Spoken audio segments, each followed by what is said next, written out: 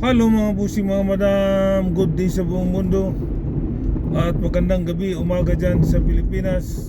Kumusta kayong lahat mga busing mga madam?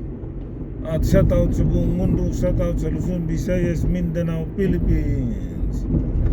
Okay, pag-usapan natin itong ibinulgar ng anak ng ating mahal na Pangulo na si Sandro Marcos, yung tumakbong ang ating mahal na Pangulo nung presidente noong 2022, noong 2022. At one time inimbitahan sila sa Malacanang para hingin ang ating mahal na Pangulo, hingin niya ang suporta ni Duterte, okay, sa suporta ni Duterte bilang isang presidente. Kasi yung time na yun tumatakbo ang ating mahal na Pangulo noong 2022 as a president, okay. Tapos pinapupunta sila sa Malacanang, okay, kasama si Sandro Marcos at ang ating mahal na Pangulo si Marcos, at pinaghintay pa sila. Pero yung 2 oras pinaghintay. Ganun kalupit. Ganun kalupit itong si Tatay Digong. Pero yung 2 oras sila pinaghintay, tapos hindi lumabas. Ang lumabas 3 katao ang lumabas. Ngayong 3 katao ang lumabas. At ito ang hinihiling nila sa ating mahal na Pangulo, kung susuportahan ni Tatay Digong ang ating mahal na Pangulo. Ang daming hinihingi kapalit ng suporta ni Tatay Digong, okay. Pero yung mga hinihingi ang dami. Kailangan sila yung mamili ng iuupo kung sino ang gusto nila, okay. Una, Senate President. Pangalawa, Speaker. Tapos Secretary. Yung pinakauna talaga yung Executive Secretary, yung Little President. Yun ang hinihingi ni Tatay Digong. Hinihingi ni Tatay Digong Executive Secretary, Senate President, Speaker, House of Representatives Speaker, at marami pang ibang sekretary. Sus, grabe. Buti na lang hindi pumayag ang ating mahal na Pangulo. O di ba? Ganun kasakim itong si Tatay Digong.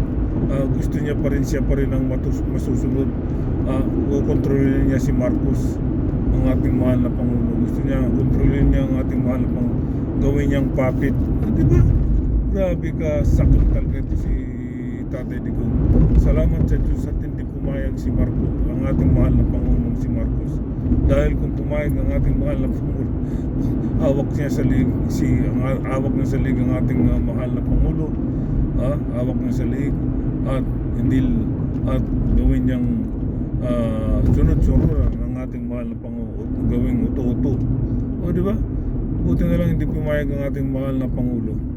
Dahil kung pumayag yun, kawawa ang ating mahal na Pangulo. At nung hindi pumayag ang ating mahal na Pangulo, okay, at nung lumabas sila, ang sinabi na lang niya sa anak niya, ang sinabi na lang niya sa anak niya si Sandro, hindi pa nila ako pinatay. Di ba? Grabe. Parang pinatay na nila ako. O di ba? Dahil lahat na hinihiling ng ating mahal na, dahil lahat na hinihiling ni Tatay Digong, okay? Dahil lahat na hinihiling ni Tatay Digong hindi binigay ng ating mahal na Pangulo. Buti na lang ganun na nangyari. Kaya pala itong si Sara Duterte galit na galit dahil biruin mo mga busing mga madam, biruin mo after 2 years magpalit, o 3 after 2 years magpalit na sila ng presidente. Yun ang usapan. Buti hindi pumayag ang ating mahal na Pangulo. Dahil kung sila po, control nila, kontrolado nila ang Pilipinas. Sa akin talaga ito si Tatay Digong. Napakawalang iya eh.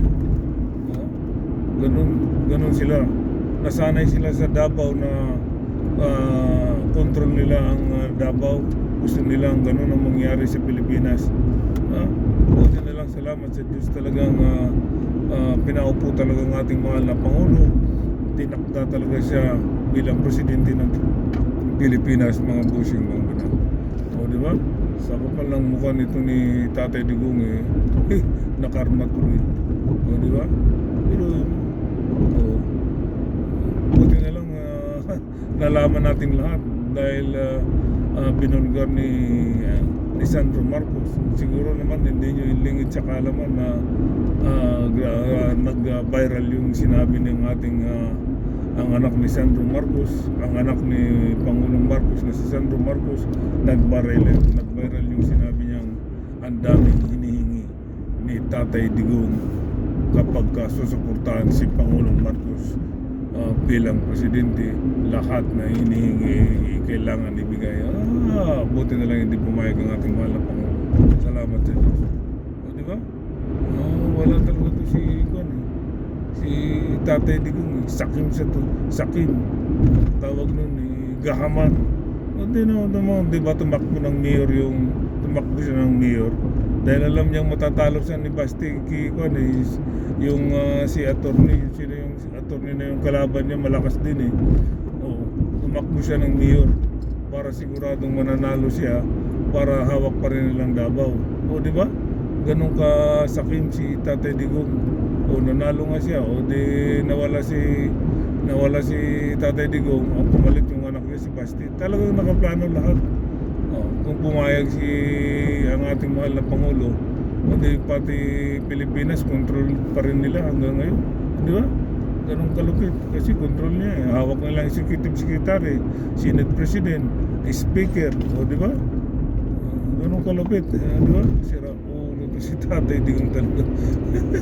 Buti na lang hindi pumayag ang ating mahal na Pangulo. Di ba? Maraming salamat sa iyo, mahal na Pangulo, hindi ka pumayag. Di ba? Dahil kung pumayag ka, gagawin ka nilang puppet. Di ba? Hindi lang puppet, sinusunuran ka talaga dahil na buti na lang hindi ka pumayag, mahal na Pangulo. Maraming salamat sa iyo. Talagang pinagpala ka ng Diyos, mahal na Pangulo. Okay, hanggang dito lang po mga busing mga brang. Maraming salamat po sa aking mga follower. Maraming salamat sa inyo. We love you all. Sa mga hindi pa po nag-follow sa akin, please follow, like, and share. At mag-comment kayo sa akin. Basahin din mga busing mga brang. Okay, bye-bye. We love you all. Nga pala sa mga didilis, dito na naman ako nagbibigay ng sakit ng ulo sa inyo at sama ng loob. Patuloy pa rin kayo hanggang ngayon ay didilis pa rin ang utak ninyo. Okay, bye-bye. Peace.